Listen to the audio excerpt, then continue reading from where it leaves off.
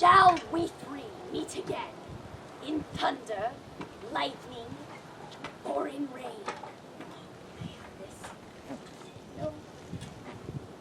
When the hurly-burly's done, when the battle's lost and won, that shall be ere the set of sun.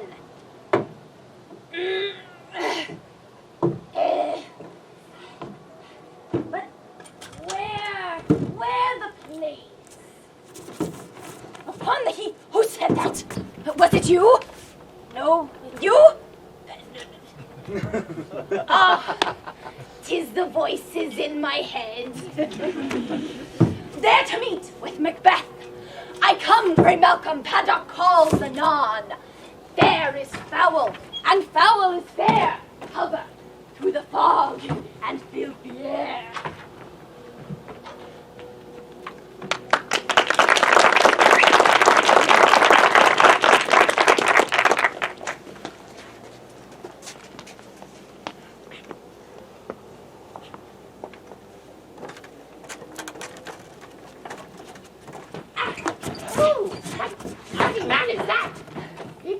To signify his flight of the revolt, the newest state.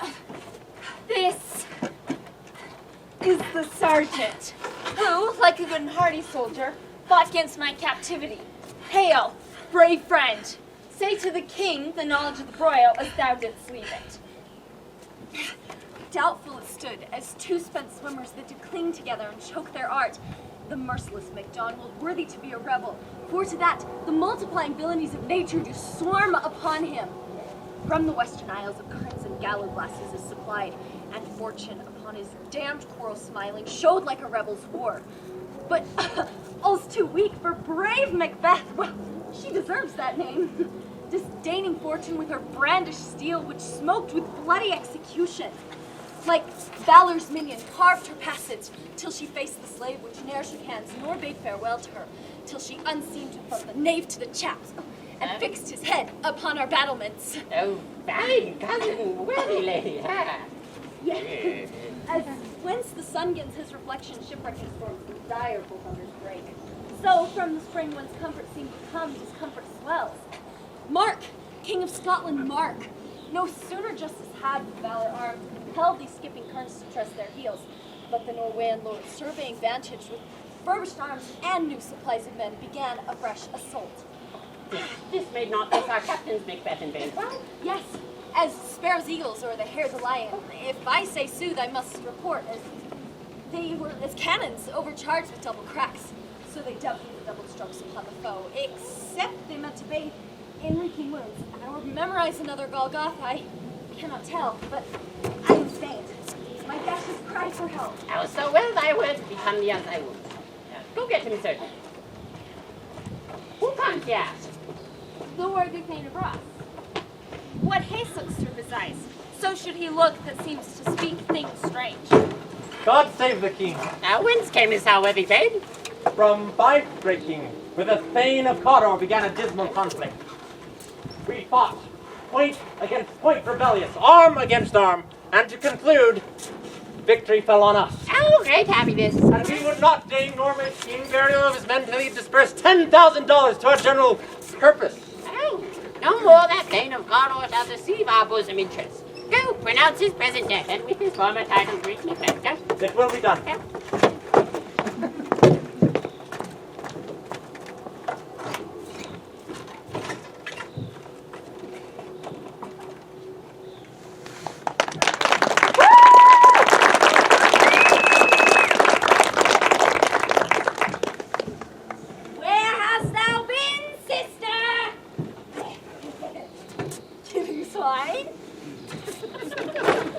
Sister!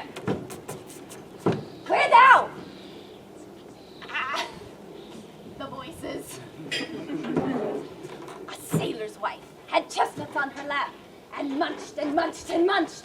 Give me, quoth I, a roint thee witch, a rump-fed Runyon cries. Her husband's to Aleppo gone, master of the Tiger, and in a sieve I'll fill her sail, and like a rat without a tail, I'll do, and I'll do. I'll give thee a wind! Oh, thou art kind, and I another. I myself have all the other. But in the very ports they blow all the quarters that they know.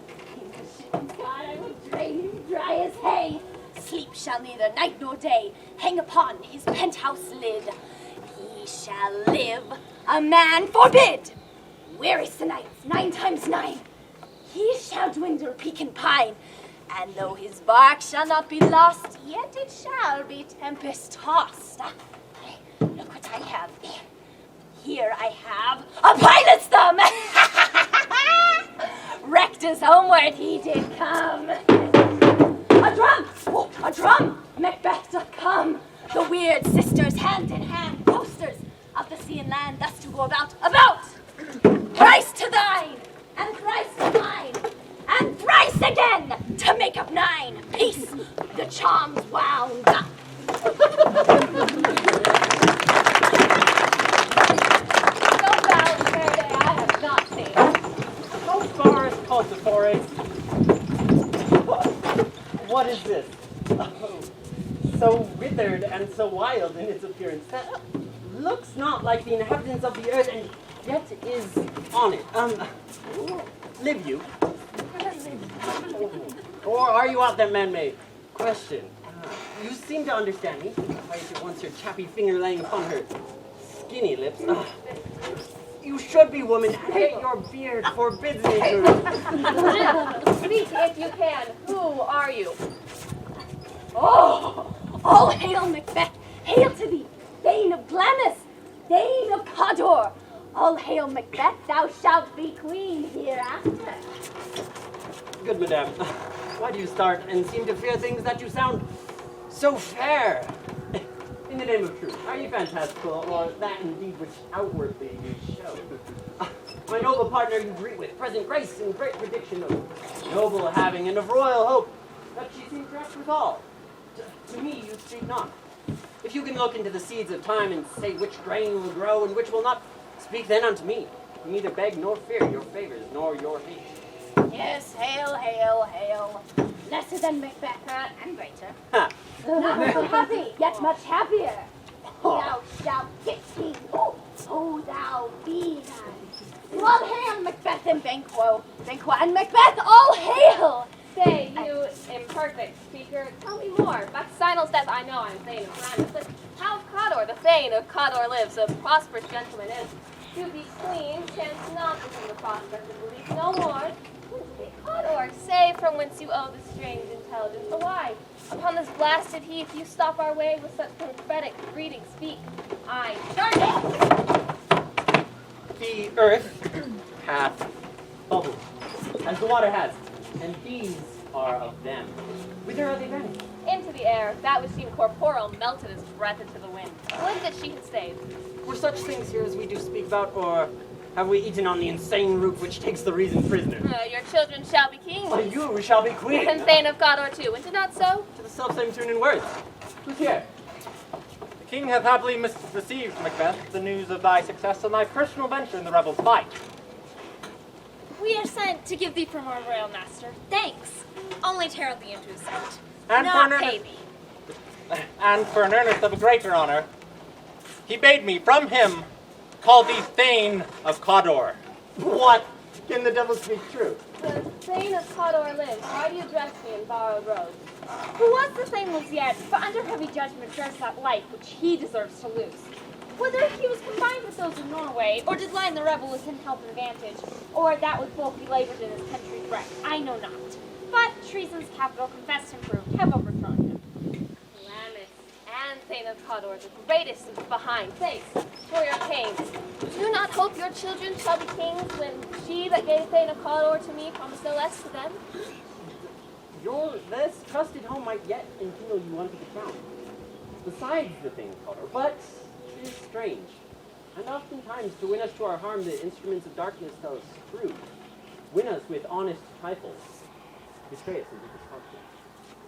Cousins, a word I pray you. Two truths are told as happy preambles to the swelling act of the imperial theme. Thank you, gentlemen.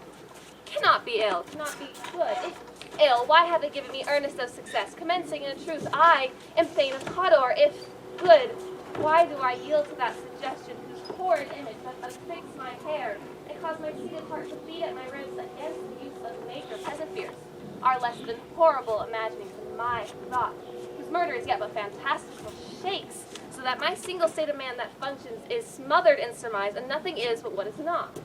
Look how our partner's wrapped. If chance shall have me queen, why chance may crown me without my stir. New horrors come upon her, like our strange garments, cleave not to their mold, but with the aid of use. Come what come may, time and the hour runs through the roughest day.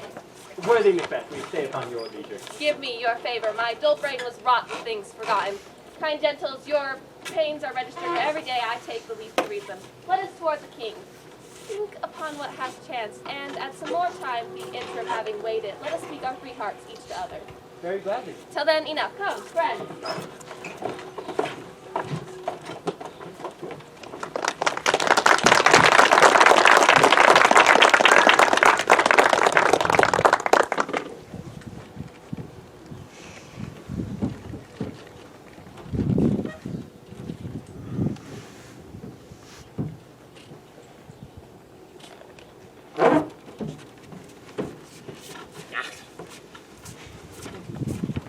Is execution done on Cawdor?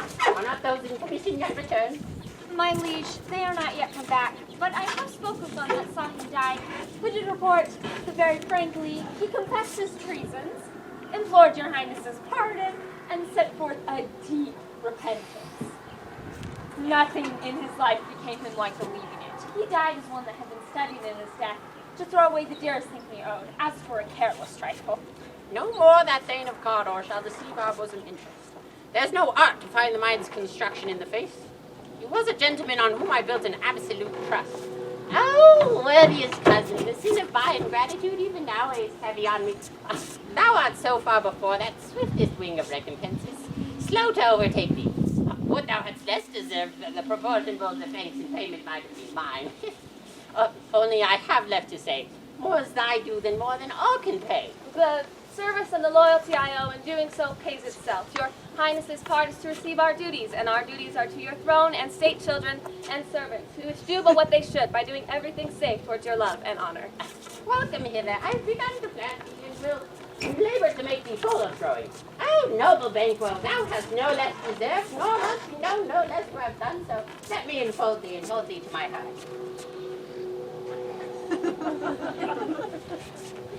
There, if I grow, the harvest is your own. My plenteous joys, wanton and fullness, seek to hide themselves in drops of sorrow. Sons, kinsmen, thanes, and you whose places are in the earth. No, we shall establish our state upon our eldest, Malcolm, whom we name hereafter the Princess of Cumberland, which honor must not unaccompanied invest her only, but signs of nobleness. That star shall shine on all deservers. From hence to Inverness and bind us further to you. The rest is labor which is not used by you. I'll be myself the harbinger and make joyful the hearing of my sister with your approach. So humbly take my leave. My worthy Cawdor. The Princess of Cumberland. That is a step on which I must fall down, or else or leap, for in my way it lies. Stars, hide your fires. Let not light see my black deep desires. How true! Noble Banquo, she is full so valiant, and in her commendations I'm met. It is a banquet to me. Yes, after whose care is gone before to bid us welcome. It is a peerless kinsman.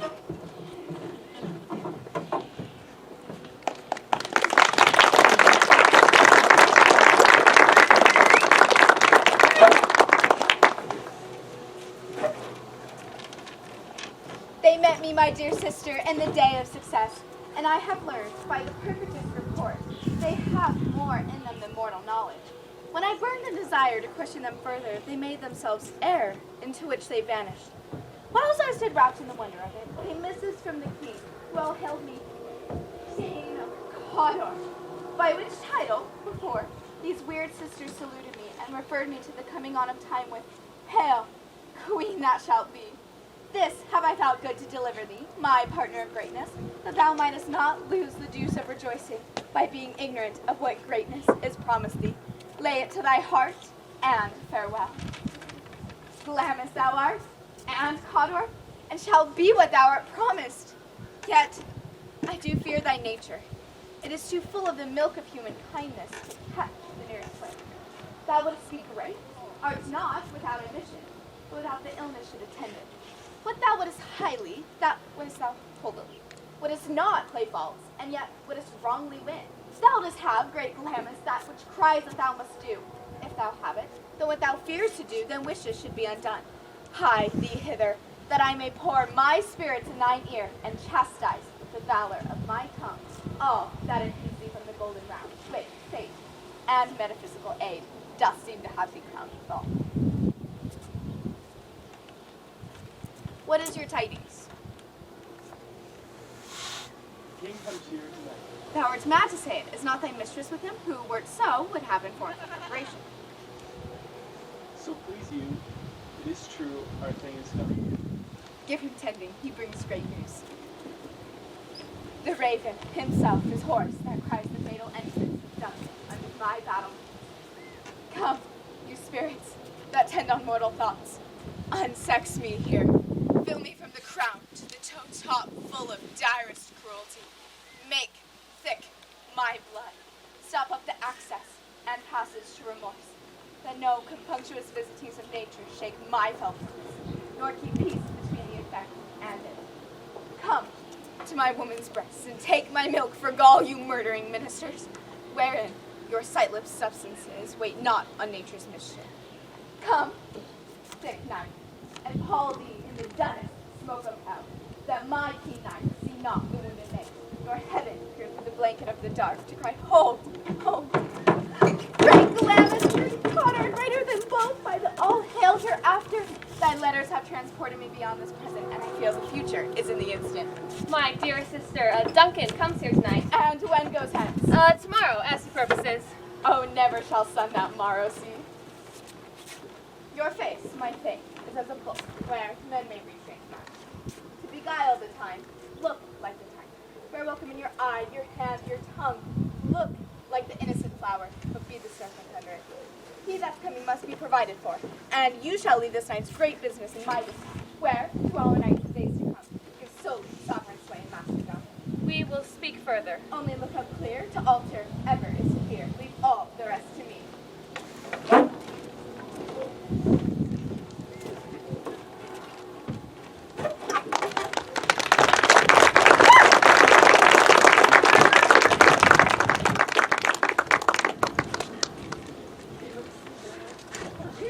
This castle hath a pleasant seat.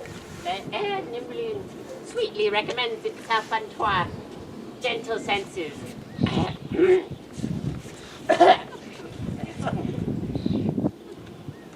This guest of summer, the temple-haunting martlet, does approve, by his love-makery, that the heaven's breath smells wooingly here.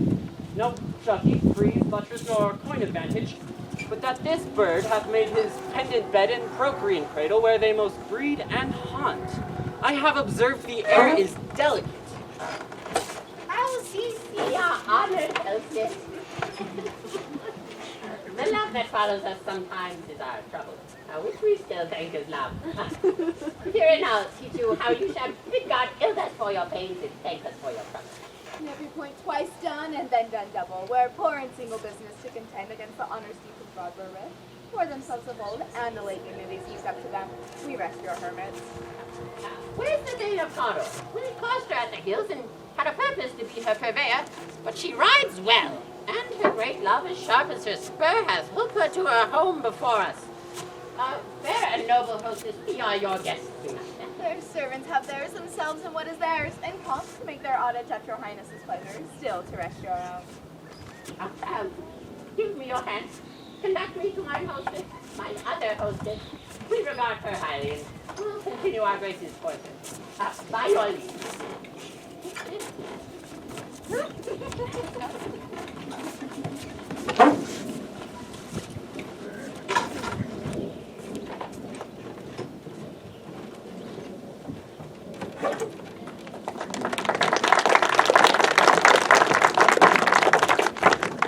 We were done when 'tis done, and throughout we're done quickly. With the assassination, the trammel of consequence, and crafty fist to increase success, that this blow might might be the be-all and the end-all here, why here, upon this bank and shoal of time, we jump the life to come. But in these cases, we still have judgment here, and we may teach bloody instructions, which, being taught, return to plague the inventor. This even-handed justice commends the poisoned ingredients of our poisoned chalice to our own poisoned lips. He is here in double trust. First, as I am his kinswoman and subject strong both against the deed. Then, as I am his hostess, who should against his murderer shut the door, not spare the knife myself besides. This Duncan have been so clear in his great office, and have borne his faculties so meek, and his virtues which is like angels trumpet tongued against the deep damnation of his taking off, and pity, like a newborn babe striding upon the blast, or heaven's cherubim forced upon the sightless couriers of the air, shall blow this horn beat into every eye that tears shall drown the wind. I have whispered to prick the sides of my intent, but only vaulting ambition which o'erleaps itself and falls upon the other. How now? What news? He has humble supped. Why have you left the chamber? Has he asked for me? No, you not. He has. Oh, we will continue no further in this business, dear sister. He has honored me as of late, and I have bought golden opinions from all sorts of people, which should be worn now in their newest gloss, not cast aside so soon. What's the hope drunk wherein you dress yourself? Hath it slept since and wakes it now to look so green and pale at what it did so freely? From this time, such I account thy love. Art thou with fear to be the same in thine own act and valor as thou art in desire? Wouldst thou be that which thou esteemest the ornament of life, then live a coward in thine own esteem? Letting I dare not, wait upon I would, like this poor cat I have added. Prithee, peace! I dare do all that may become a man. Who dares do more is none. What beast was it then that made you break this enterprise to me? When you durst do it, then you were valiant. And, to be what you were, you would be so much more valiant. Nor time, nor place it then not here and yet. You would have made both. They have made themselves. And this that their fitness does now would make you? I have given suck. I know how tender 'tis to love the babe that milks me. But I would have, while it was smiling in my face, have plucked his boneless gums from my nipple and dashed the brains out, had I so sworn as you have done to this. If we should fail. We fail! But screw your courage to the sticking place, and we'll not fail. When Duncan is asleep, whereto his hard day's journey will soundly invite him, his two chamberlains will I with mine own wassail so convince the memory. The water of the brain is but a fume, the receipt of reason and limbic only. When his swinish sleep, their drenched natures lie as in a death. What cannot you and I perform upon the unguarded Duncan? What not put upon his spongy officers who shall bear the guilt of our great quell? Bring forth no more children, dear sister, for thy undaunted mettle is not fit for this world. Will it not be received when we have marked with blood those sleepy two of his own chamber and used their very daggers as they have done it? Who dares receive it other? For we shall make our grieving clamor roar upon his death. I am settled, and bend up each corporal agent to this terrible feat. Away, and mock the time with fair show. False face must hide what the false heart doth know.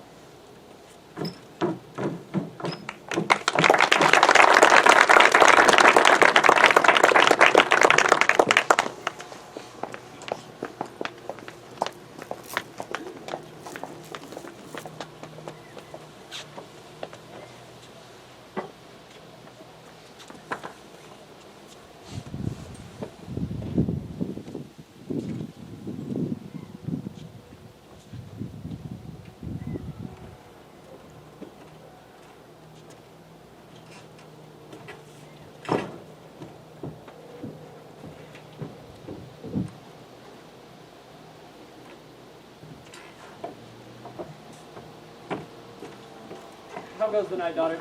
The moon is down. I have not heard the clock. And she goes down at 12. I take it to later, sir. Well, take my sword. There's husbandry in heaven. A heavy summons lies like lead upon me, and yet I would not sleep. All the merciful powers are restraining me, that cursed thought that nature could wake me. Oh, give me my sword. Who's that? Friend. What, madame, not yet at rest? The king's abed. He hath been in unusual pleasure, and sent forth great largesse to your offices. And this diamond he greets your sister withal, by the name of most kind hostess, and shut up in measureless content. Being unprepared, our will became the servant to defect. What else should we have wrought? All's well. I dreamt last night of the three weird sisters. To you, they have showed some truth. I think not of them. Yet, when we can entreat an hour to serve, we would spend it on some words in that business, if you get the time. At your kindest leisure. If you will cleave to my consent to intis, it shall make honor for you. So I lose none in seeking to augment it, but still keep my bosom franchise and allegiance clear. I shall be counseled. Good repose the while. Thanks, Madame. Good likes to you.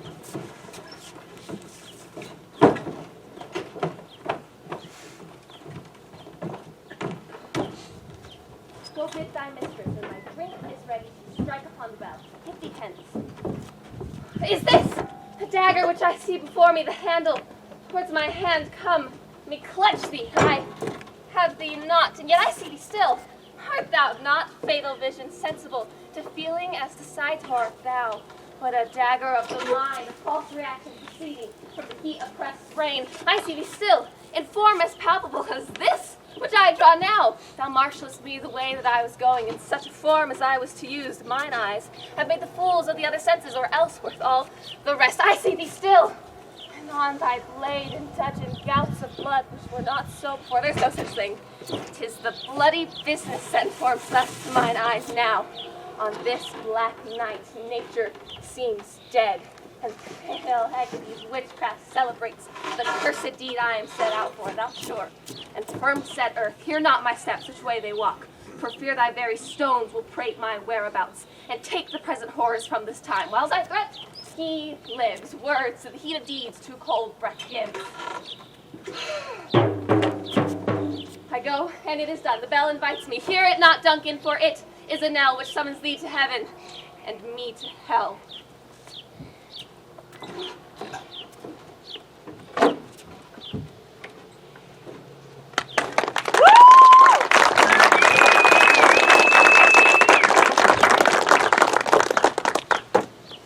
That which hath made them drunk hath made me bold. What hath quenched them hath given me fire. Hark! Peace. It was the owl that shrieked. The fatal bell which gives the sternest good night. She is about it. The doors are open, and the sleepy grooms do mock their charge of snores. I have drugged their possets, that death and nature do contend about them, whether they live or die. Who's there? What ho? Alack, I'm afraid they have awaked, and 'tis not done. The act and not the deed confound us. Hark! I laid the daggers ready. She could not miss them. Had he not resembled my father as he slept, I had them. My sister, I have done the deed.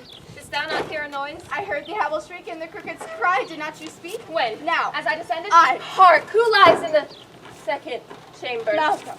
This is a sorry sight. A foolish thought to say sorry sight. This one did laugh in sleep, and one cried murder, that they did wake each other. I stood and heard them, but they did say their prayers and address them again to sleep. There are two lodged together. One cried, God bless us, and amen the other, as they had seen me with these hangman's hands, listening to their fears. I could not say amen when they did say, God bless us. Consider it not so deep. But wherefore could I not say amen? I had most need of a blessing, and amen stuck in my throat. These deeds must not be thought after this way, so it will make us I mad. thought I heard a voice cry, sleep no more. Macbeth doth murder, sleep the innocent sleep. Sleep that knits up the raveled sleeve of care, death of each day's life, sore labor's backbone of her mind, great nature's second course, chief nurser of life's What do you mean? I cried, sleep no more. To all the house, Glamis hath murdered sleep, and therefore Cawdor shall sleep no more. Macbeth shall sleep no more. Who was it that thus cried? Why, worthy thing, you do unbend your noble strength to think so brain-sickly of things. Go, get some water, and wash this filthy witness from your hands. Why did you bring the daggers from the place? They must lie there. Go, carry them, and smear the sleepy grooms with blood. I'll go no more. I'm afraid to think on what I have done. Look on it again, I dare not. Infirm of purpose, give me the dagger. The sleepy and the dead are but as pictures, and 'tis the eye of childhood to fear a painted devil. If he do bleed, I'll gild the faces of the grooms withal, for it must seem their guilt.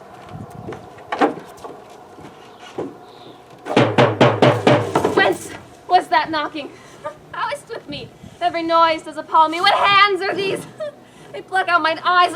While great Neptune's blood washed clean clean this ocean from my hands? No. This my hands would rather the most finest season in harmony making green one bread. My hands are of your color, but I shame to wear a heart so white. Hark, there's knocking at the south entry.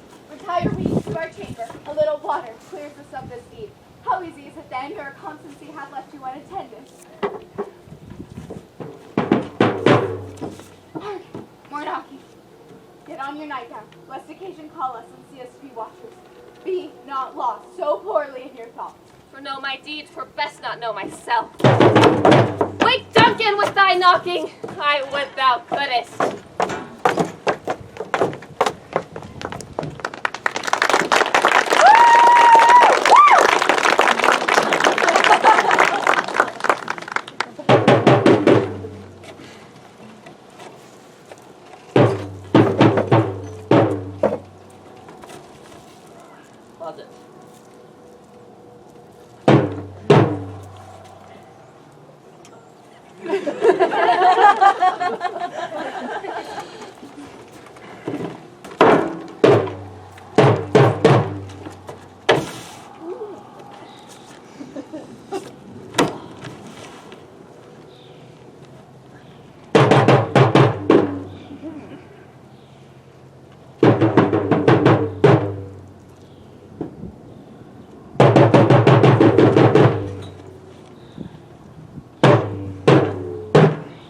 Here's the knocking indeed.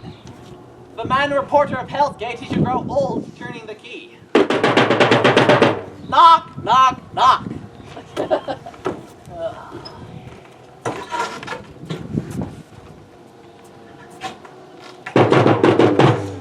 Who's there? Ah, here's the man that hanged himself on the expectation of plenty. Sometime have napkins and now about you. Here, you'll sweat for it.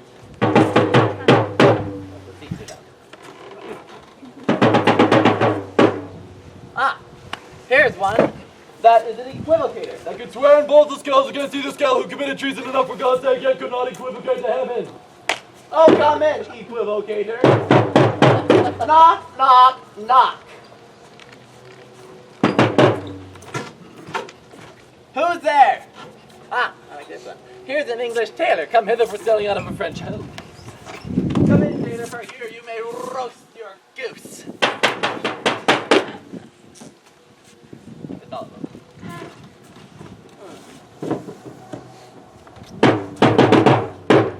Knock, knock, knock. Knock, knock, knock, knock, knock, knock, knock. Never quiet. Ooh, what are you? Ooh, it's cold here. It's too cold here for me. I'll double porter it no further. I had thought to let in some of all professions to go the primrose way to the everlasting bonfire.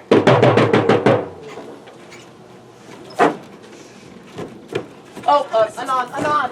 Remember the porter. Remember the porter.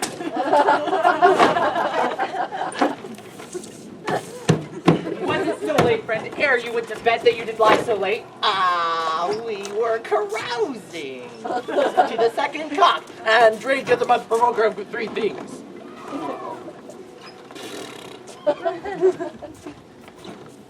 What three things does drink especially provoke?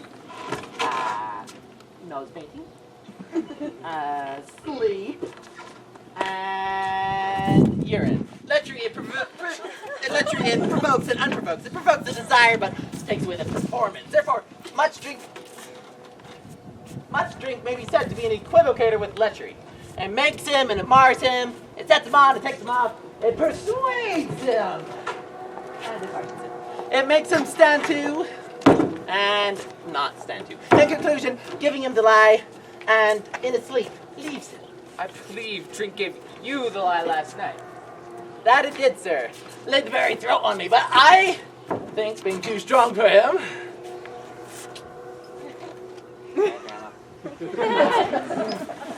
So he made a shift, and yet I cast up my lips and cups. Is thy master stirring? Or knocking us awake, sir? Here she comes. Good morrow. Good tomorrow, folk. Is the king stirring, worthy Thane? Not yet. He did command me to call timely on him. I have almost slipped the hour. I'll bring you to him. I know this is a joyful trouble to you, yet 'tis one. The labors we delights in physics paying this is the door. I'll make so bold to call, for 'tis my limited service. Suppose the king comes today? He would have me tell you that he does. He did appoint so. Where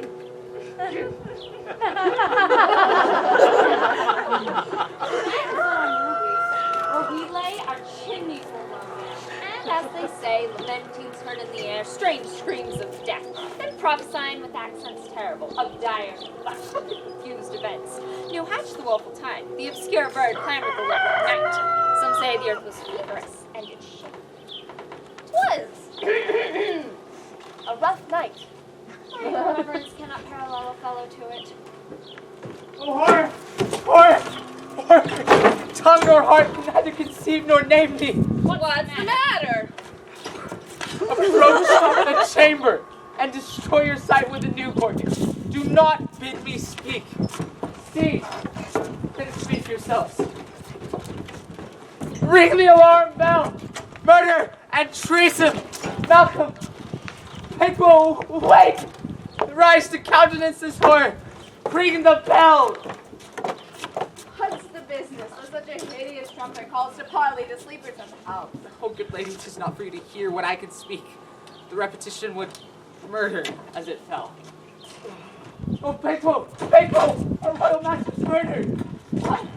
Alas, what? In our house? Judah, I pray thee, contradict thyself and say it is not so. And I would die an hour before this chance I had lived a blessed time. For from this instant there's nothing serious in mortality. Renown and grace is dead. The wine of life is drawn, and the mere lees are left this vault to brag of. What is amiss? You are, and do not know it. The spring, the head, the fountain of your blood is stopped. The very source of it is stopped. Your royal father's murdered.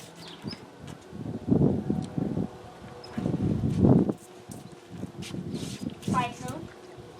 Those of his chambers, as it has seen, had done it. Their hands and faces were abadged with blood, as were their daggers, which we found unwiped upon their pillows. They stared and were distracted. No man's life is to be trusted with them.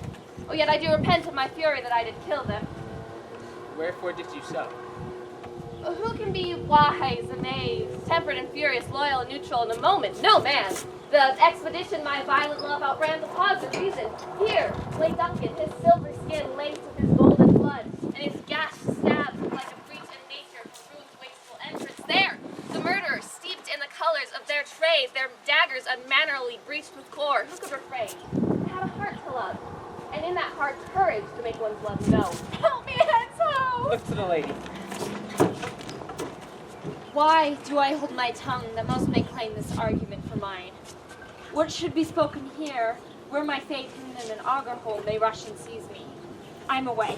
My tears are not yet brewed, nor my strong sorrow upon the foot of motion. Look to the lady. When we have our naked frailties hid that suffer in exposure, let us meet and question this most bloody piece of work. Fears and scruples shake us. In the great hand of God I stand, and against the undivulged pretense I fight. And so do I. So all, let us briefly put on our readiness and meet in the hall together. Well contented.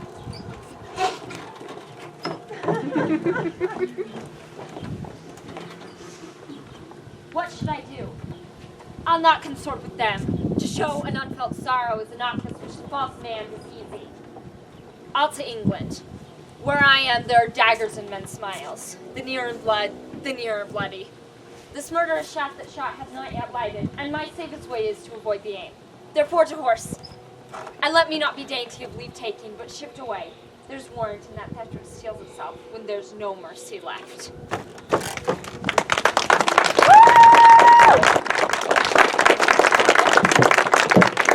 Whiskey, black.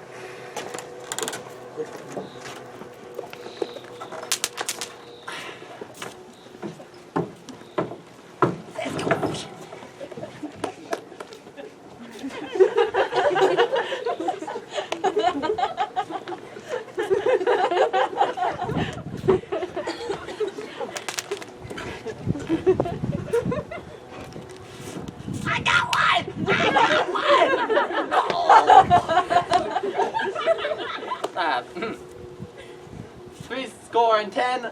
I can't remember well within this volume of time I have seen hours dreadful and things strange, but this sore night hath trifled former knowings. Aye, good father, thou seest the heavens as troubled with man's act. She's a fair one. Yes, 'tis unnatural. Even like the Tuesday last. A falcon, towering in her place of pride, was by a mousing owl hawked at and killed. And Duncan's horses turned wild in nature, and broke their stalls as if to make war with mankind. 'Tis said they eat each other. That they did so to the amazement of mine eyes. Ah, Macduff, how goes the world, sir, now? Why see you not? It's known who did this more than bloody deed. Those that Macbeth Alas the day. What good could they pretend? She was suborned. The king's daughter is stolen and fled away to England. I got another one! Against nature. Oh. Still, then 'tis most like the sovereignty will fall upon Macbeth then. She is already, after winning God, is going to be infected. Where's Duncan's body? Carried to Caldhill, the ancestral storehouse of his predecessors and guardian of their bones. Will you just go? No cousin, all to Fife. Well, I'll thither. Adieu. Lest our old road a bit easier than our... Farewell, father. God's medicine go with you and with those that make good of bad and friends of foes.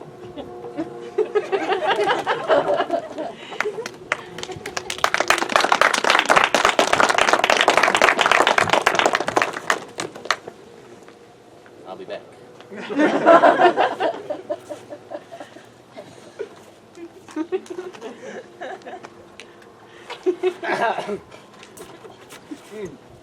Oh, my back!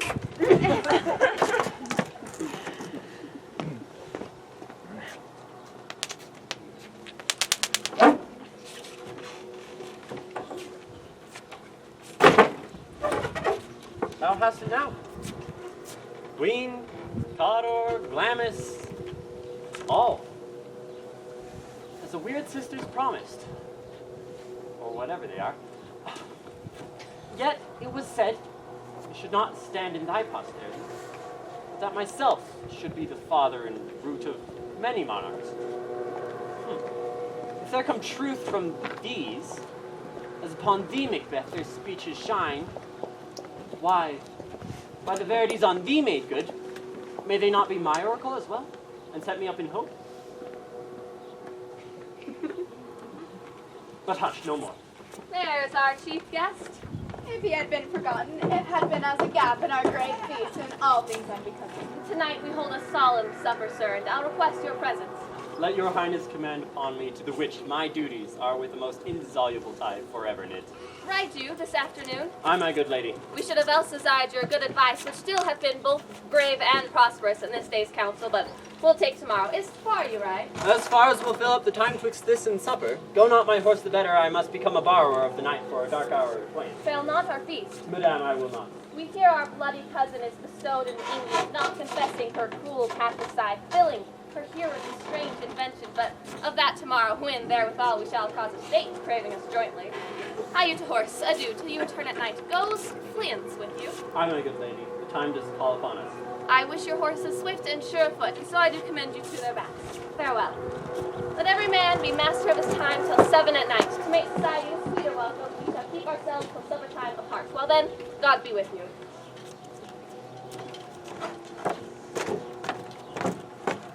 Sirrah, a word with you. Tend that one, our pleasure. She is bring her to us.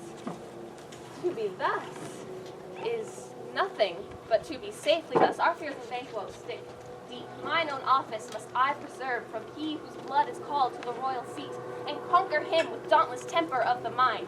There's none but he whose being I do fear, and under him my genius is rebuked. As it is said, Mark Antony's was by Cleopatra. He chid the wild woman when first she put the name of queen upon me, and bade her speak to him then prophet-like. She hailed him father to a line of kings. Upon my head she's placed a fruitless crown. and put a barren scepter in my grip, thus to be wrenched with an unlineal hand, no child of mine succeeding, if be so. For Banquo's issue, the gracious Duncan have I murdered. Put rancors in the vessel of my peace for them, to make them kings, the seed of Banquo kings. Rather than so, come fate into the list and champion me into utterance. Who's there? Ah, was not yesterday we spoke together? It was, so please your highness. Well, then now, have you considered of my speeches? Know that it was he, in times past, who held you so under fortune, which you thought had been our innocent self. This I made good to you, and passed in probation with you, how you were born in hand, how crossed the instruments who wrought with them. All these things, and thus that might to half a soul in an ocean praise say, thus did Banquo. You made it known to me. I did so, and went further, which is now our point of second meeting. Do you find your patience so predominant in your nature that you can let this go? Are you so gospel as to pray for this poor man and his issue, whose heavy hand hath bowed you to the grave and beggared yours forever?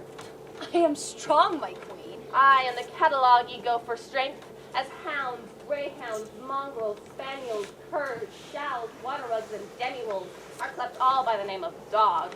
The value file distinguishes the swift, the slow, the subtle, the housekeeper, the hunter, each according to that gift which in him bounteous nature hath bestowed, and so of the strong. Now, if you have station in the file, not in the worst level of strength, say it, and I'll put that business to your bosom, whose execution does take your enemy off, and grapples you to the heart and love of us, who wear our health but sickly in his life, which in his death were perfect. I am one, my queen, whom the vile blows and buffets of the world have so incensed that I am reckless what I do to spite the world, and find another, so weary with disaster, tugged with fortune, that I would set my lie on any chance to mend it, or be rid on it. You know Banquo was your enemy. True, my lady. So is he mine, and in such bloody distance at every minute of his being thrusts against my nearest of life, and though I could, with bare-faced power, sweep him from my sight and bid my will avouch it, yet I must not, for certain friends are both his and mine, whose loves I may not drop, but wail his fall, who I myself struck down, and thus it is that I to your assistance do make love, masking the business from the common eye for sundry weighty reasons.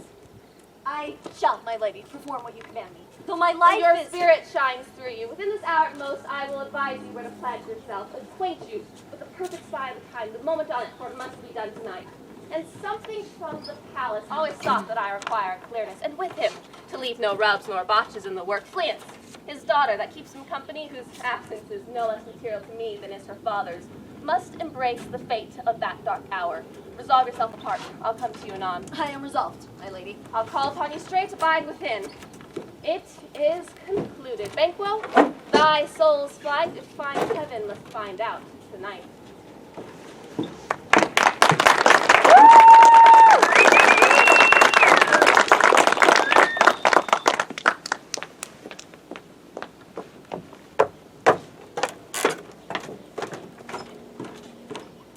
Is Banquo gone from court? Aye, madame, but returns again tonight. Say to the queen I would attempt to reach her for a few words. Madame, I will. Not have, all spent, when our desire is got without content. 'Tis safer to be that which we destroy, than by destruction dwell in doubtful joy. Oh no, my sister, why do you keep going? Sorriest fancies your companions making you, using those thoughts which should indeed have died. Why think they on? Things without all remedy should be without regard. What's done is done. We've scorched the snake, not killed it. She'll close and be herself, whilst our poor Malice remains in danger of her former tooth. But let the frames of all things disjoint, all the world suffer. Ere we eat our meal in fear and sleep in the affliction of those terrible dreams that shake us nightly, better to be with the dead, whom we, to gain our peace, have sent to peace, than on the torture of the mind that lies in restless ecstasy. Duncan is in his grave. After life's fitful fever, he sleeps well. Treason has done his worst. Nor steel, nor poison, malice domestic, former levy, nothing can touch him further. Come on, gentle, my ladies, sleek o'er your rugged looks. Look bright and jovial among your guests tonight. So shall I, dear sister, and so I pray for you. Let your remembrance apply to Banquo. Present him in eminence, both with eye and tongue, that we are safe while he unsafe the while that we lave our honors to these flattering streams, disguising our faces as to what they are, making them visits to our hearts. You must leave this. Oh, full of scorpions is my mind, dear sister. Thou knowest that Banquo and his fleance lives. But in them, nature's copy is not eternal. There's comfort yet. They are assailable. Then be thou jocund, ere the bat hath flown his cloistered flight, ere to black Hecate's summons the shard-born beetle with his drowsy hums hath rung night's yawning peal. There shall be done a deed of dreadful note. What's to be done?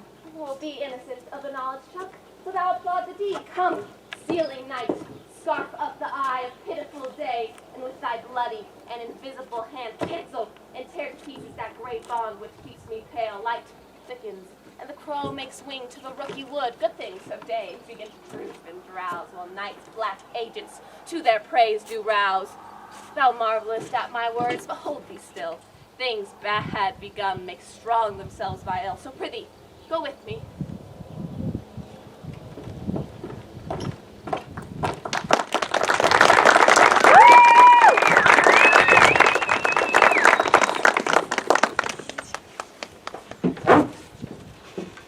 Did thee join with me? Macbeth.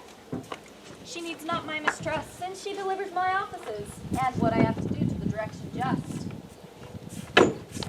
The west yet glimmers with some streaks of day. Now spurs the later traveler apace to gain the timely end. And near approaches the subject of my watch. Hark, I hear horses. Give us a light there. Ho! 'Tis he. The rest that are within the note of expectation already in the court. His horses go about, but he does usually, so all men do make it from hence to the palace gate their walk. 'Tis he. Stand to it. It will rain tonight. Let it come down!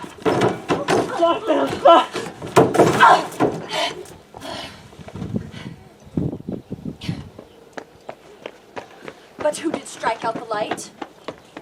Was not the way? There is but one down. The daughter is fled.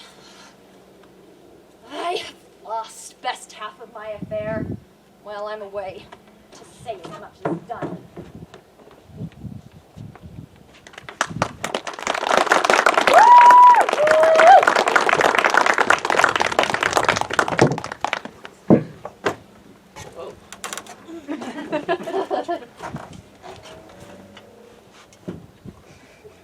This one died. No love. My love isn't real too, sister.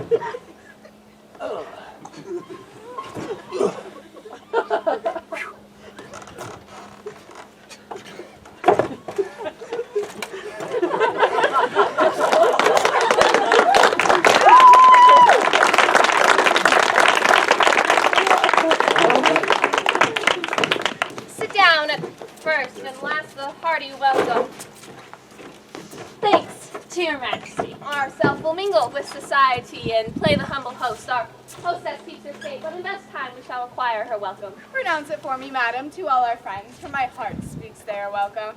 See, they counsel thee with their hearts' thanks. Both sides are equal. Here, I'll sit in the midst.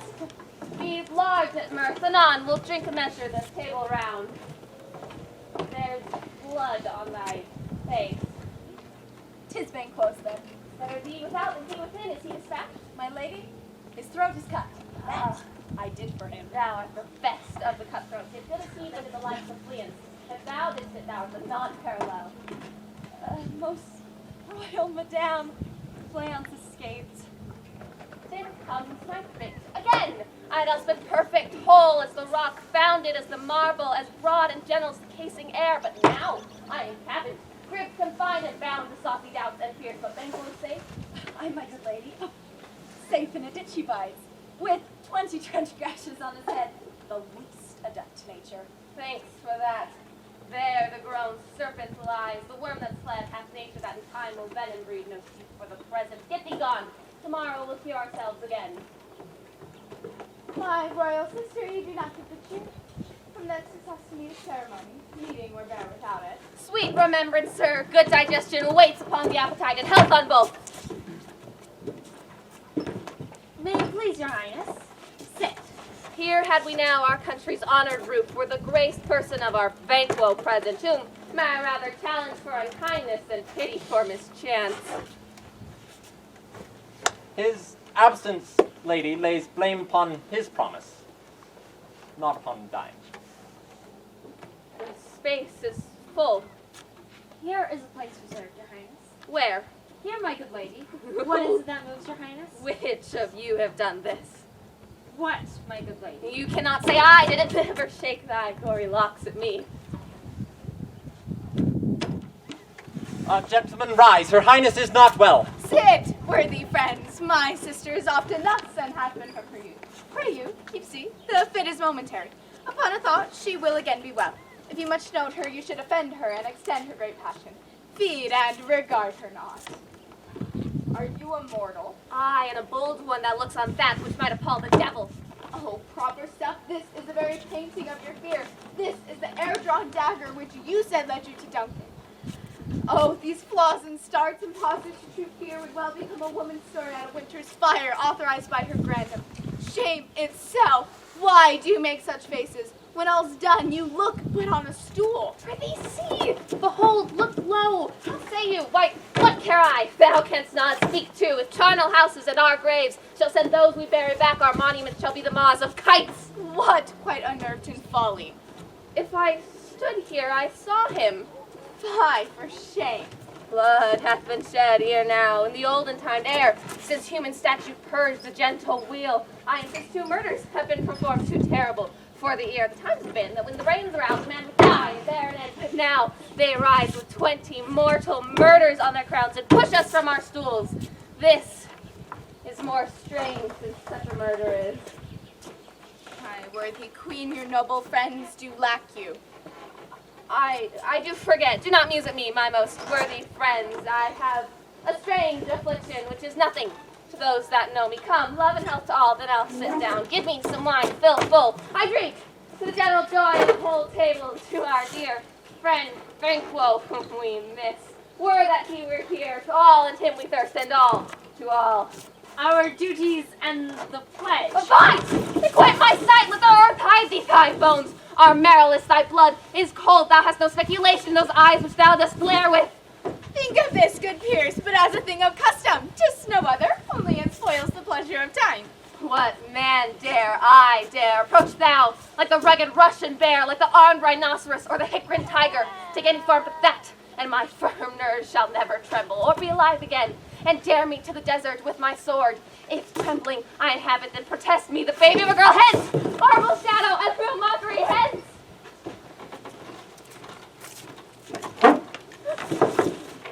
Why, so being gone, I am myself again. Prithee, sit still! You have displaced the mirth, broke the good meeting, with most admired disorder. Can such things be, and overcome us like a summer's cloud without our special wonder? You make me strange, when now I think you can behold such sights and keep the natural ruby of your cheeks when mine are blanked with fear. What sights, milady? Pray you, speak not, she grows worse and worse. Upon a thought, good night. Stand not upon the thought of your going, but go at once. Good night, and better help attend her majesty. A kind good night to all.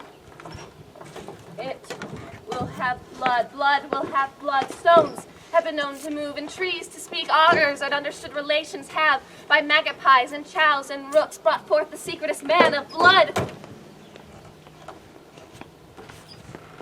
What is the night? Almost at odds with morning, which is which. How sayest thou that Macduff does deny his person in our great bidding? Did you send to him? I fear it by the way, but I will send. There's not a one but in his house I keep a servant feed. I will tomorrow, and betimes I will to the weird woman. More shall she say, for now I am bent to know by the worst means the worst. For my own good, all causes shall give way. I am in blood, stepped in so far that should I wait no further, going back, for it's tedious going o'er. Strange things I have in head, that will to hand which must be acted ere they make a scan. You lack the season of all natures, sleep. Come, will to sleep. My strange in self-abuse is the initiate fear that wants hard use. We are yet but young, indeed.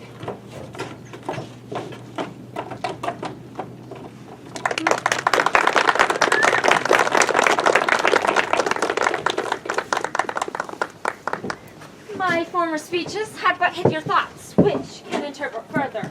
Only, I say, things happen strangely born. The gracious Duncan was pitied with Macbeth. Mary, he was dead. And the right valiant Banquo walked too late, whom, you may say, if it please you, Fleance killed. For Fleance fled. Men must not walk too late.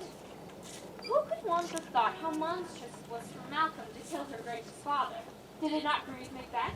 Did she not straighten pious rage that she with his hair, that were the slaves of drink and thralls of sleep?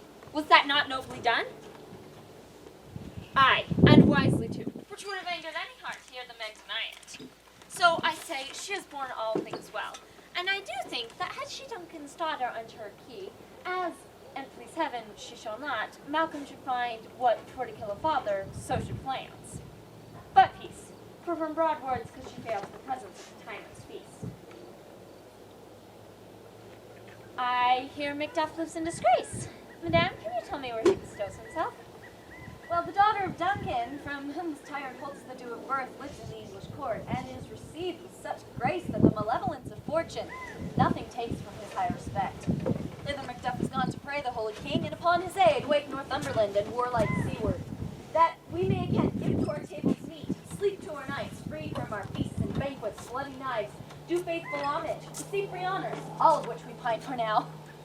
This report has so exasperated the queen that she prepares for some attempt at war. Sent she to Macduff? She did, with an absolute sir, not I. That cloudy messenger turns me his back and hums, as who should say, you'll rue the time that clogs me with this answer. And that well might advise him to a caution, told what distance his wisdom can provide. Some holy angel glide in the court of England and unfold his message ere he come, that a swift blessing may return to this our suffering country under a hand accursed.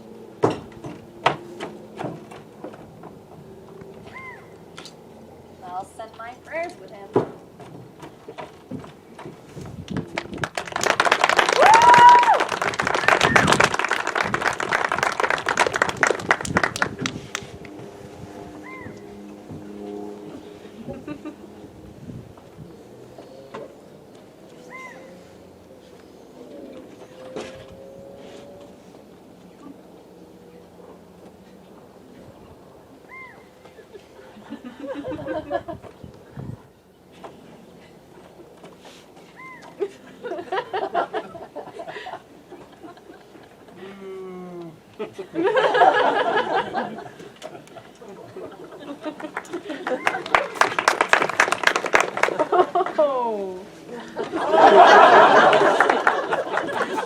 Him!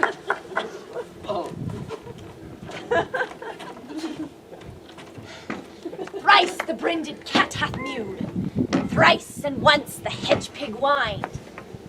Oh, these bones! Harpier cries! 'Tis time! 'Tis time!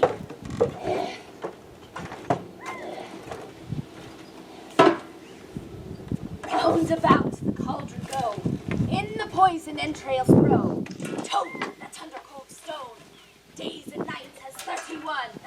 Sweltered venom sleeping got, boil thou first, or thou in the charmed pot. Double, double toil and trouble, fire burn and cauldron bubble. By the pricking of my thumbs, something wicked this way comes. Something wicked, huh? Something wicked, Open knocks, whoever knocks. How now, you secret black and midnight hag, what is't you do? A deed without a name.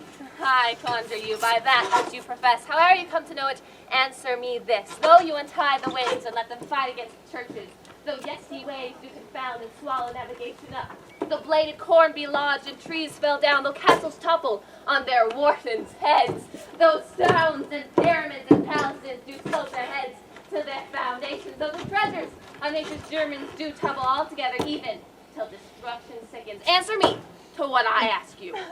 Speak, demand, we'll answer. Say, if thou'st rather hear it from our mouths or our masters. Call 'em. Let me see 'em. Or in the sow's blood that hath eaten, her 9 pharaoh grease that's sweating. From the murderer's gibbet throw into the flame. Come high or low, thyself in office deftly show.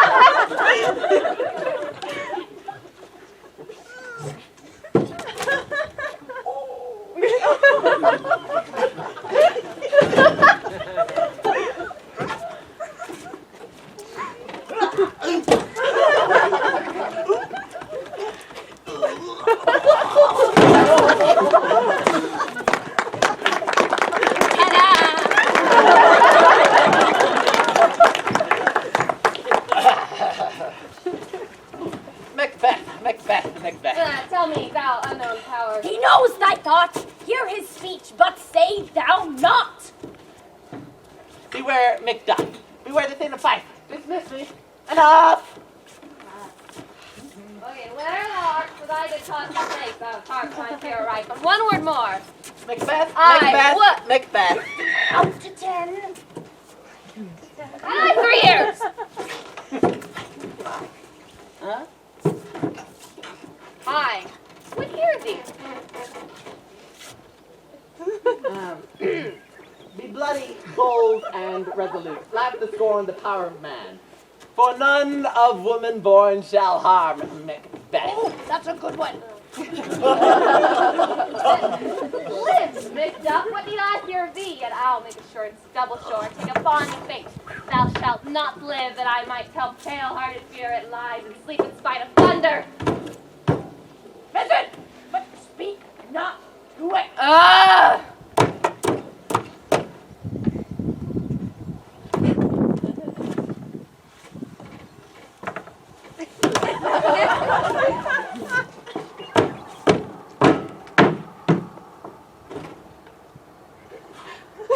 Line metals, proud and take no care. Who chafes, who frets, or where conspirers are. Macbeth shall never vanquished be, until great Burnham Wood to Dunsinane Hill shall come against her. That will never be. Who can impress the forest, unfix its earthbound roots? Sweet bottom its good. Rebellion's head rise never till the wood of Burnham rise, in our high place Macbeth shall live the lease of nature, pace its breath and time with mortal custom. And my heart throbs to know one thing. Tell me, where? Tell me, if thine art can tell so much, will think was issue ever reign in this kingdom. Seek to know no more. I will be satisfied. Deny me this, and an eternal curse fall upon you. What noise is this?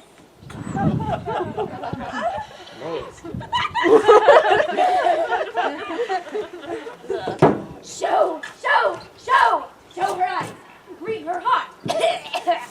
Come like shadows, so depart. Thou art true, like the spirit of Banquo down. I crowned to sear mine eyeballs with my hair. However, gold-bound brows, like the first or third, is like the former filthy hag. Why do you show me this? Fourth, stark eyes, another. What, will the cracked streaks on till the line of doom? Another yet, a seventh, I'll see no more. Yet an eighth appears. who bears a glass in which I see many more, and in that glass some I see that twofold ball and treble scepter carry horrible sight. Now I know 'tis true, for blood, bolted, Banquo smiles upon me, to put it then for his. What is this? Where are they? Gone. Let this pernicious hour stand I accursed in the calendars. Come in without there. What's your grace's will? Saw you the weird thing? No, my lady. Came it not by you? No, indeed, my lady. Cursed be the air upon which it rides, and damned be all those that trust it. I heard the galloping of horse. Who was that came by? 'Tis to return, my lady, to bring you word. The death is fled to England. Led to England. Aye, my good lady. Time. Thou anticipatest my dread exploits. The flighty purpose ne'er is o'ertook unless the deed goes with it. From this instant, the very first things of my heart shall be the first things of my hands. Even now, for my thoughts be crowned with acts, be thought and done. The castle of Macbeth we shall surprise, seize upon fife, and give to the edge of the sword his wife, his babes, and all unfortunate fools who trace him in his line. No boasting, like a fool. This deed I'll do before the purpose cool, but no more sights! Wherefore are these gentlemen come? Bring me where they are.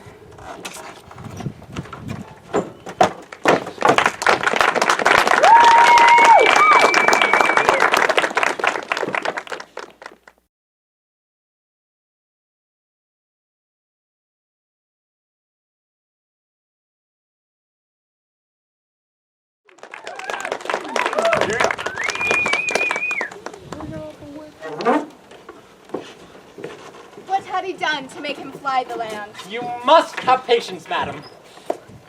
He had none. His flight was madness. When our actions do not, our fears do make us traitors. You know not whether it was his wisdom or his fears. His dump to leave his wife, to leave his babes, his mansion, and his titles in a place where he himself does fly. He loves us not. He loves the natural touch, for the poor wren, the most diminutive of a bird, would fight. Her young ones in her nest against the owl. All is the fear, and nothing is the love. As little as the wisdom, so runs against all of reason. My dearest coz, I pray you, school yourself. Your husband is noble, wise, and best knows the fits of the season. I dare not say any more. Fathered she is, and yet she's fatherless.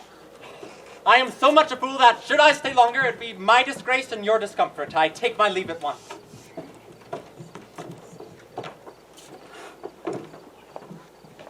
Daughter, your father's dead. And what will you do now? How will you live? As birds do, Mother. What, with worms and flies? With what I get. I mean, and so do they. Poor bird, thou dost never fear the net nor the lime, the pitfall nor the gin. Why should I, Mother? Poor birds they are not set for. The father is not dead for all this saying. Yes, he is dead, and how wilt thou do for a father? Nay, how wilt thou do for a husband? Why, I can buy me 20 at any market. Thou speakest with all thy wit, and yet I faith with wit enough for thee. Was my father a traitor, Mother?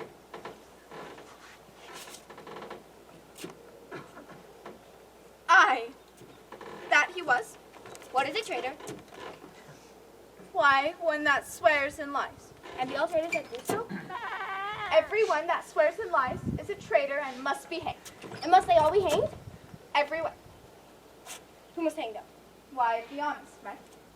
Then liars and swearers are fools. For there are liars and swearers you know to beat the honest men and hang them up. God help thee, poor monkey, but how wilt thou do for a father? If he were dead, you'd weep for him. If you were not, it were a good sign I should quickly have a new father.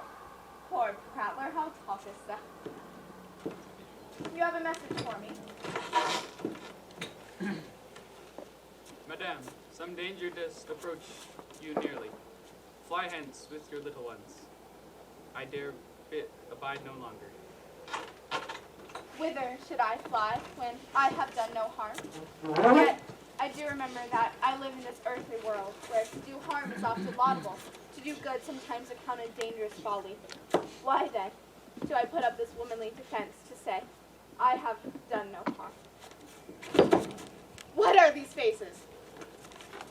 Where is your husband? I hope in no place so unsanctified as where thou mayest find him. He is a traitor. Thou lies, thou Shakespeare!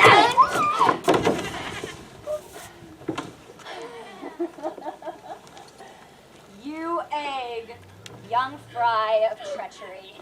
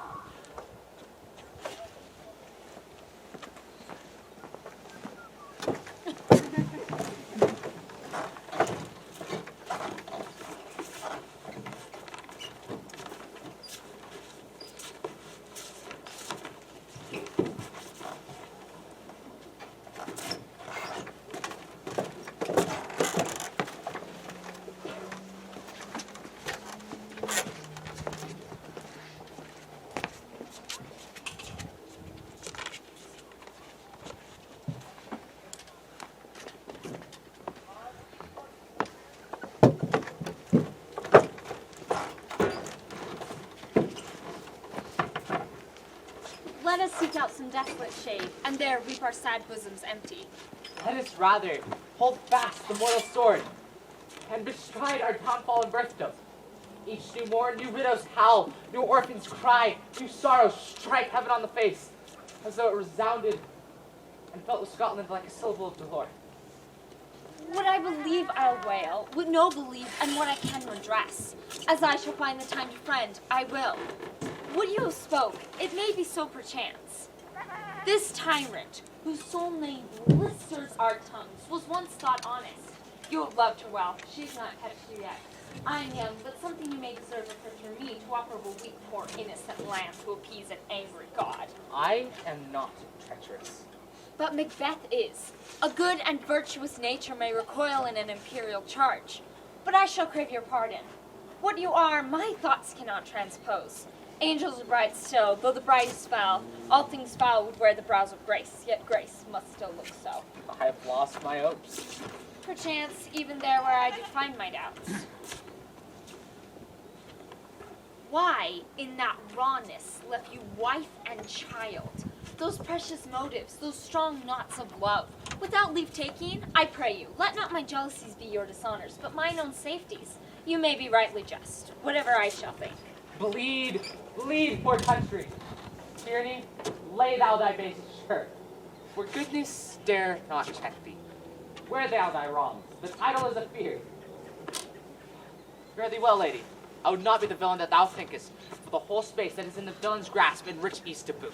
Be not offended. I speak as not an absolute fear of you. I think our country sinks beneath the oak. It weeps, it bleeds, and each new day a gash is added to her wounds. I think withal there would be hands uplifted in my right. And here from gracious England I have offer of goodly thousands. But for all this, when I shall tread upon the tyrant's head, or wear it on my sword, yet my poor country shall have more vices than it had before, more suffer and more sundry ways than ever, by her that shall succeed. Who should she be? It is myself I mean, in whom I know all the particulars of vice so grafted, that when they shall be opened, black Macbeth will seem as pure as snow, and the poor state esteem her as a lamb compared with my confineless harms. Not in the depths of horrid hell can come a devil more dangling and evil than top of death. I grant her bloody. luxurious, avaricious, false, deceitful, sudden, malicious, smacking of every sin that has a name, but there's no bottom, none. All continent impediments would overbear that would oppose my will. Better Macbeth than such a one to reign. Boundless intemperance in nature is a tyranny, and it hath been the untimely emptying of the throne and fall of many kings. Yet do not fear to take upon you what is yours. You may convey your pleasures in a spacious plenty, and yet seem cold. Time you may so hoodwink. We have willing lads enough. There cannot be that vulture in you to devour so many as to will greatness dedicate themselves, feeling it so inclined. Such a stanchless avarice, that were I queen, I should cut the nobles for their lands, desire his jewels, or this other's house, and my more having would be as a sauce to make me hunger more, that I should forge quarrels unjust against the good and loyal, destroying them for wealth. This avarice sticks deeper, and grows with more pernicious root than summer seeming lust. Yet do not fear.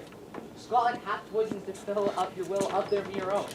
All these are portable, with other graces weighed. But I have none. The king becoming graces, such as justice, verity, temperance, stableness, bounty, perseverance, loneliness, courage, fortitude, I have no relish of them, but bound in the division of each several crime, acting in many ways. Nay, had I power, I should pour the sweet milk of concord into hell, of burning and peace, without all women of on earth. Scotland! Scotland! Is such one be fit to govern speak? I am as I have spoken.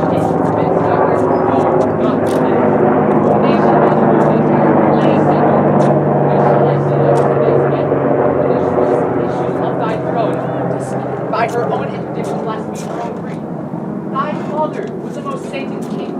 The mother that was oftener upon her knees than on her feet died every day she lived. These evils that thou repayest upon thyself hath banished me from Scotland. My rest, thy hope ends here. Macbeth, this noble passion, child of integrity, hath from my soul white black scruples, reconciled my thoughts to thy good truth and honor. Devilish Macbeth, by many of these trains hast sought to win me into her power.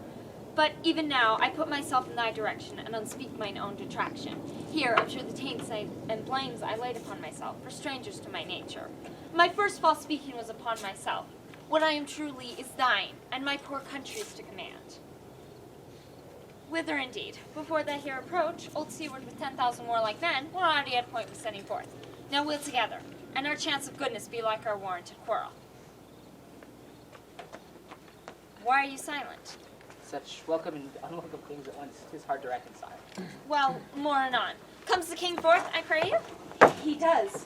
There are a crew of wretched souls that stay his hand. Their malady convinces such a great essay of art that at his touch they presently amend.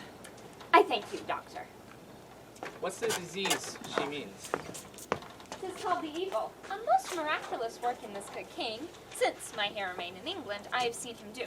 How he solicits heaven himself best knows. But strangely visited people, all swollen and ulcerous, pitiful to the eye.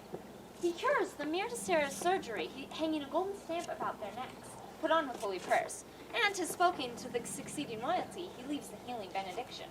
With this strange virtue he hath heavenly gift of prophecy, and sundry blessings hang about his throne that speak him full of grace. See who comes here. My countryman, yet I know him not. My ever gentle cousin, welcome hither. Oh, I know him now. Do times remove the means that makes us strangers. Madam, amen. Stand Scotland where it did. Alas, poor country, almost afraid to know itself. How does my wife? Why? Well. And my children? Well, too. The tyrant has not battered at their peace. They were well at peace when I did leave them. But not reluctant of your speech, how goest? Rumors. Now is the time of help. Your eye in Scotland would crave soldiers, make our women fight, to doff their dire distresses. Be it their comfort, we are coming thither. Gracious England hath lent us the seaward and 10,000 men. An older and better soldier, none than Christendom gives out. Would I could answer, but I have words. What concern they? The general cause or some fee grief due to some single breast? No, the main part pertains to you alone. If it be mine, let me have it. Keep First- it not from me. First, let not your ears despise my tongue forever. I guess at it. Your castle is surprised. Your wife and babes savagely slaughtered. What? Never pull your hat upon your brows. Give sorrow words. The grief that does not speak whispers the overwrought heart and bids it break. Did you say all my children? Wife, children, servants all. I must be from thence. My wife killed too. Be comforted. Let us make medicines of our great revenge to cure this deadly grief. She has no children. Did you say all my pretty ones? Oh, how kind all my pretty chickens and their names one fell swoop. Dispute it. I shall do so, but I must also feel it as a man. I cannot but remember when such things were most precious to me. Did heaven look on and would not take their part? Oh, sinful Macduff, they were struck for thee, not for their own demerits, but for mine. Fell slaughter on their souls. Heaven rest them now. Be this the whetstone of your sword. Let grief convert to anger. Blunt not the heart. Enrage it. Oh, I could play the woman with mine eyes and braggart with my tongue. Bring now this fiend of Scotland and myself within my sword's length. If she escape, heaven forgive her too. This tune goes strong. Come, go we to the king. Our power is ready. Our lack is nothing but our leave. Macbeth is right. We're shaking. The powers above put on their instruments. Receive what cheer you may. The night is long that never finds the day.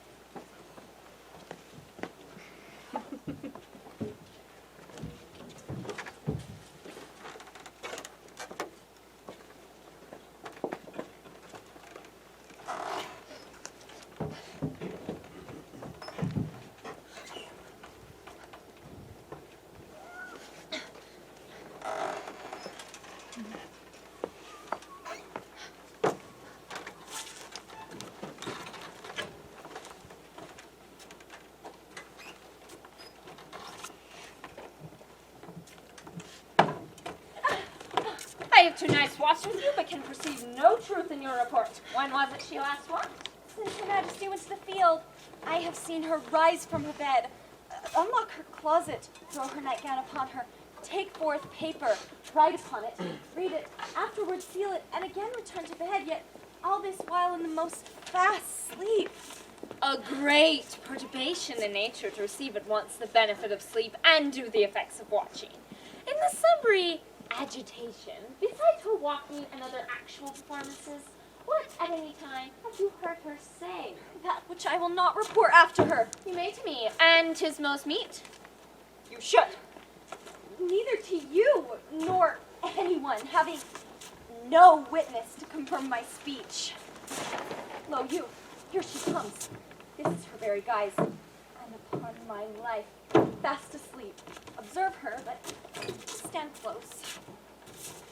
How came she by that light? Why, it stood by her. She has light by her continually, 'tis her command.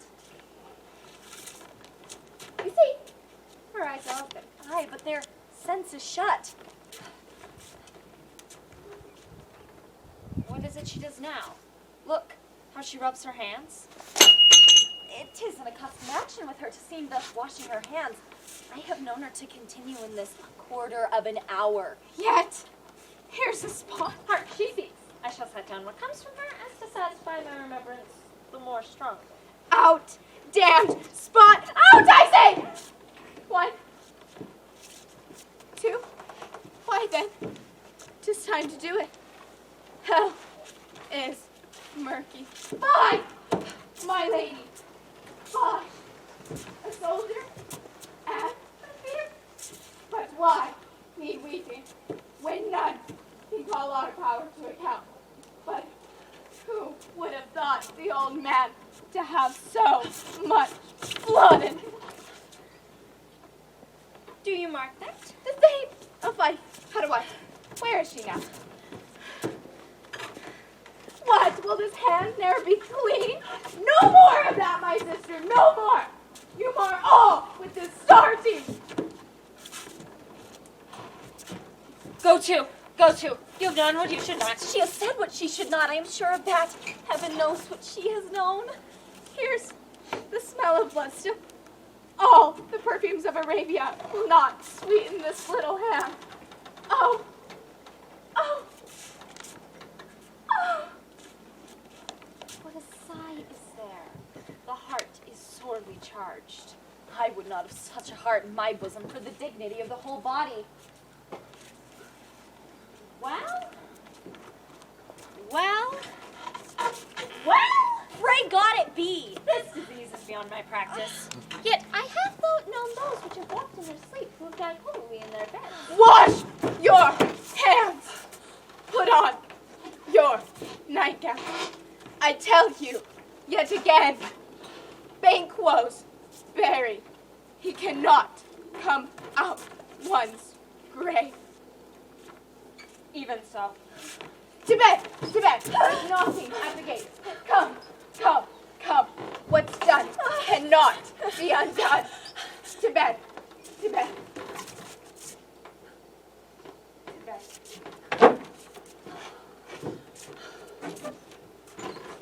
Will she go now to bed? Directly. Foul whisperings are abroad, unnatural deeds to breed unnatural troubles. Infected minds to their death pillows to discharge their secrets. More needs she the divine than the physician. God forgive us all. Look after her. Remove from her the means of all annoyance, and still keep eyes upon her.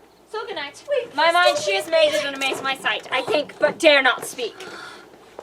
Good night, good doctor.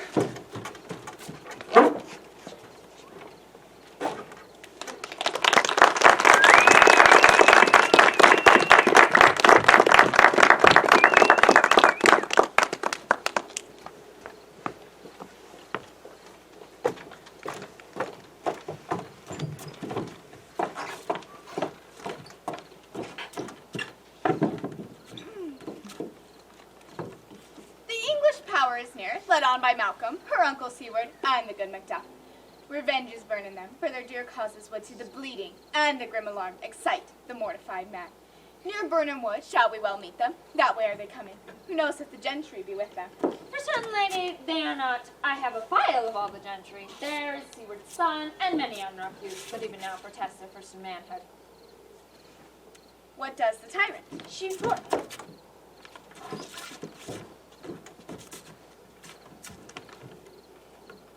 Great Dunsinane she strongly fortifies.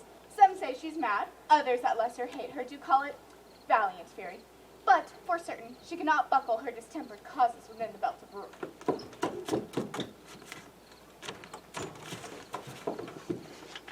Now does she feel her secret murder sticking on her hands. Now, minutely revolts that bright her faith breach. Those she commands move only in command, nothing in love. Now does she feel her title hang loose about her like a giant's robe upon a dwarfish leaf. Who then shall blame her pestered senses to recoil and start when all that is within her does condemn itself for being there? Well, march we on to give obedience where 'tis truly owed. Meet we the medicine of the sickly will. Pour we, each drop of us, in our country's purge, or so much as it needs, to do the sovereign flower and drown the weeds. Make we our march towards Burnham.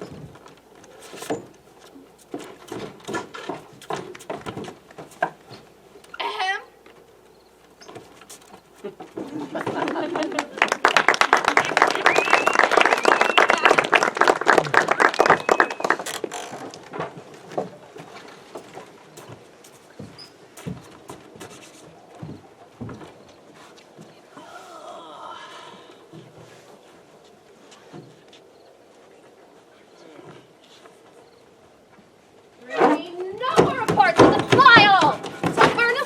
To Dunsinane, I cannot think with fear. What's the girl Malcolm? Was she not born of woman? The spirits, who know all mortal consequences, have pronounced me thus. Fear not, Macbeth.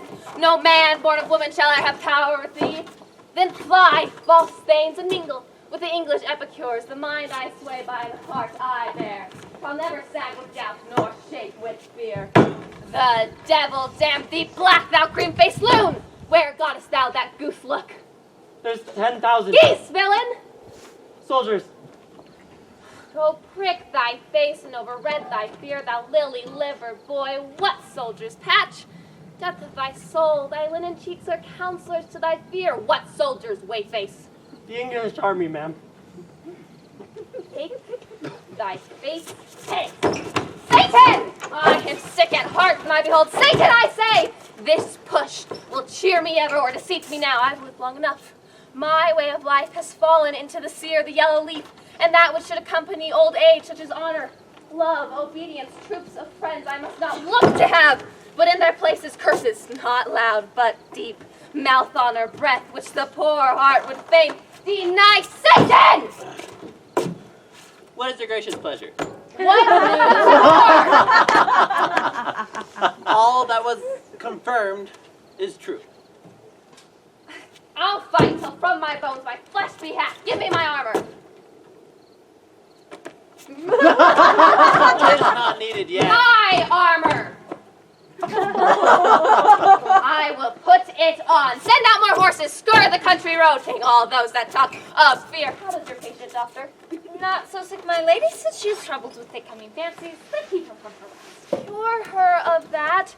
Canst thou not minister to a mind diseased? Pluck from the memory of written sorrow. Raise the written troubles of the brain, and with some sweet and oblivious antidote cleanse that stuffed bosom with that perilous stuff which weighs upon the heart?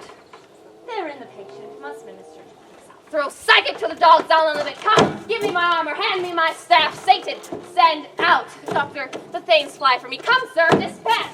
If thou couldst, doctor, cast the water by land, find her disease, and with some sound and purgative drug, purge her to a sound and pristine health.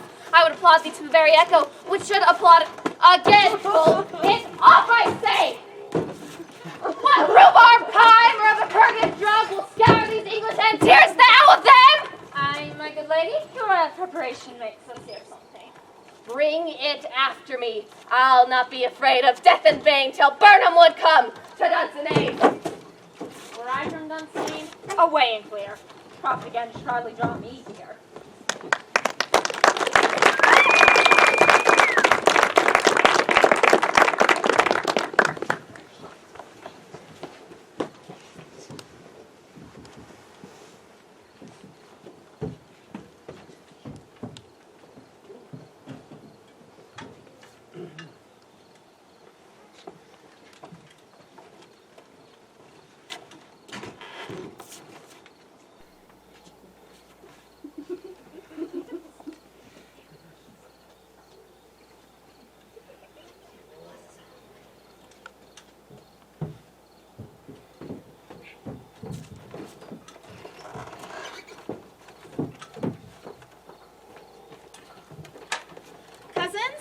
I hope the days are near at hand that Chambers will be safe. Doubt it nothing. We learn no other but the competent tyrant keeps still in Dunsinane, and will endure our setting down in court.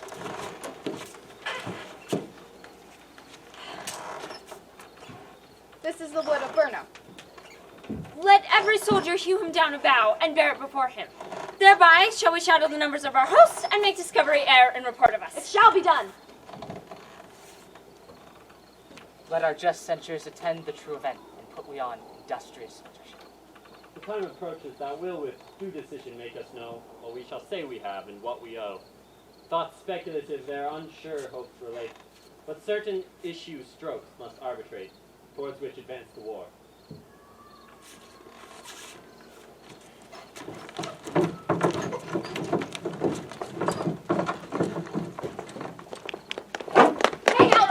On the outward walls, the cry is still they come. Our castle's strength will laugh a siege to scorn. Here, let them lie till famine and the ague eat them up. Were they not forced with those that should be ours, we would have met them dareful, beard to beard, and beat them backward home.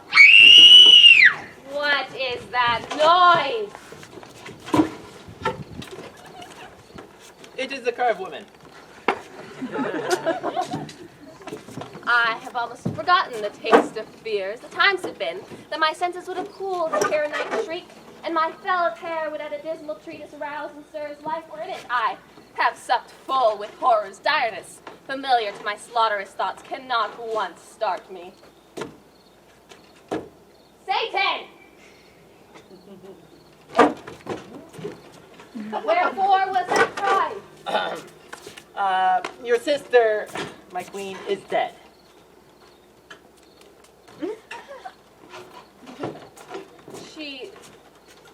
She should have died hereafter. There would have been time for such a word. Tomorrow. And tomorrow creeps in this petty pace from day to day. To the last syllable of recorded time, and all our yesterdays have lighted fools the way to dusty death. Out, brief candle. Life is but a walking shadow, a poor player who struts and fronts his time upon the stage, and then is heard no more. It is a tale told by an idiot, full of sound and fury, signifying nothing.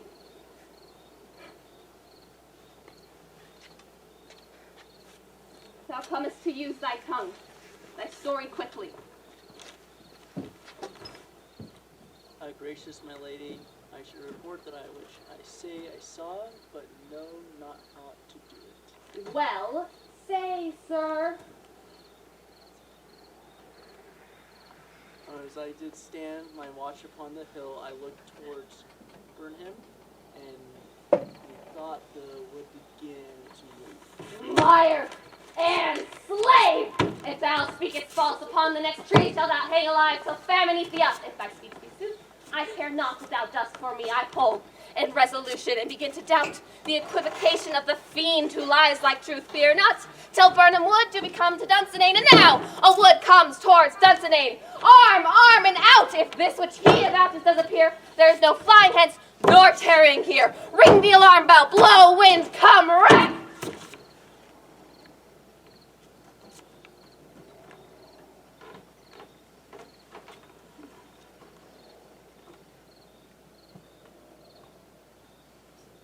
At least we'll die with harness on our back.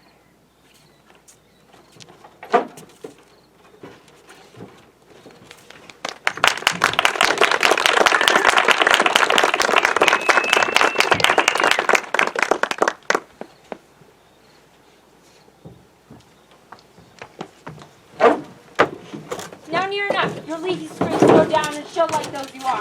You, worthy uncle, shall, with my cousin, your right noble son, lead our first battle. Worthy Macbeth, and we shall take upon us what else remains to do according to our order.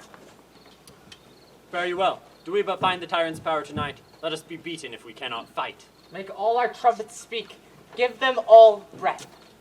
Those clamorous harbingers of blood and death.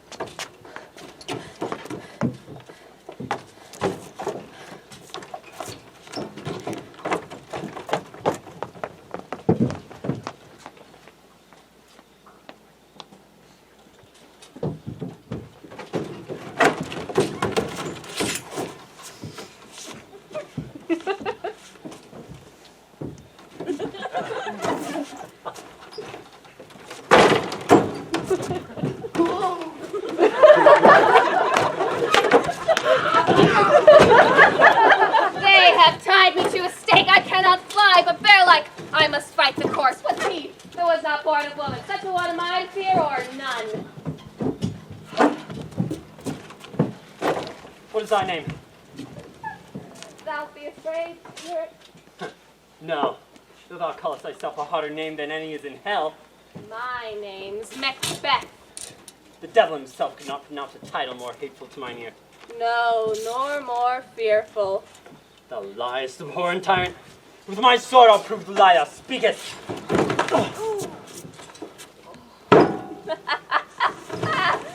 Thou wast born of woman, but swords I smile at. Weapons left to scorn, brandished by a man that's of a woman born.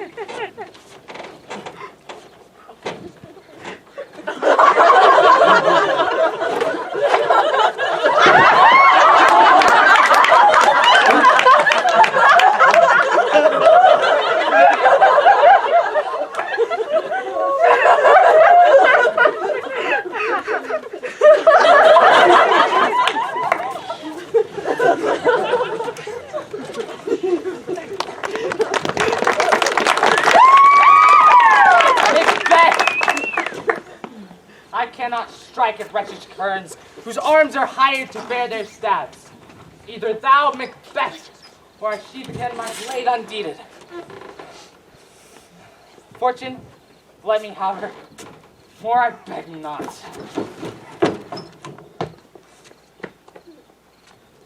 This way, my lady. The castle's gently rendered. The thanes on both sides of the war do fight. The day itself has almost professed itself yours, and little is to do. We have met with foes that strike beside us. Enter, madame. The castle.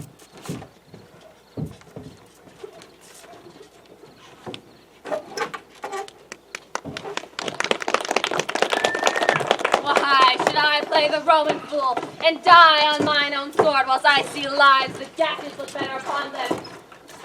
Turn, hellhound, turn. Of all men else I have avoided thee, but get thee back! My blood is too much charged with blood of thine already.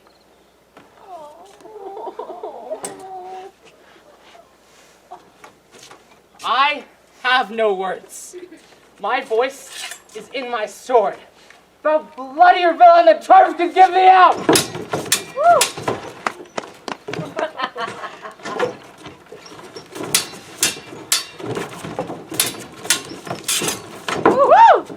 Thou losest labor. As easy mayst thou the entrenched air with thy keen sword impress as make me bleed. Let fall thy blade on vulnerable charms. I bear a charmed life which must not fall to one of woman born. Despair thy charm, and let the angel whom thou still hast served tell thee Macduff was from his mother's womb untimely ripped. Blessed be the tongue that tells me so, for it hath cowed my better part of valor, and be those juggling fiends no more believe that palter with us in a double sense, and keep the word of promise to our ears, and break it to our hope. I'll not fight with thee. Then yield thee, coward, and live to be the gaze all the time.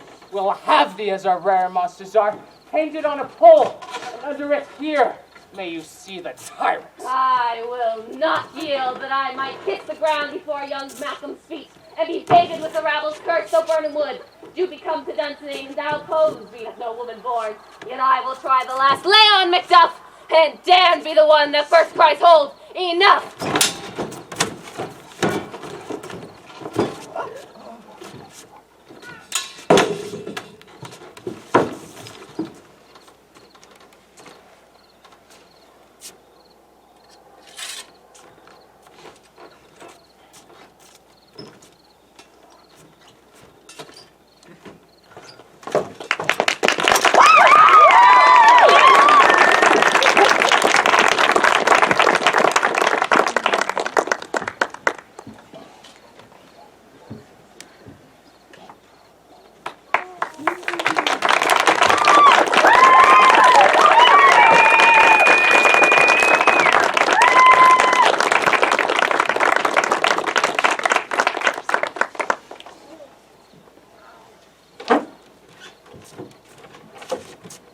I would the friends we miss were safe arrived. So oft, and yet I see such a great day as this is cheaply bought. Macduff is missing, and young noble Seward. Young Seward has paid a soldier's debt. Then he is dead. Aye, brought off the field. Your cause of sorrow must not be measured by his worth, for then it hath no end. Hail, Queen! For so thou art! Behold the usurper's cursed head. The time is free. I see thee encompassed with thy kingdom's pearl, whose voices I desire aloud with mine. Hail, Queen of Scotland! Hail, Queen of Scotland! We shall not spend a large expense of time before we reckon with your several loves. My thanes and kinsmen, henceforth be earls, the first that ever in Scotland had such an honor named. What's more to do, that would be planted newly with the time, is calling home our exiled friends abroad, who fled the snares of watchful tyranny, producing forth cruel ministers of this dead butcher and her being-like sister, who, with self-violent hands, took off her life. This and what needs was that calls upon us. By the grace of grace, we shall perform in measure, time, and place. So thanks to all, and to each one whom we invite to see us crowned.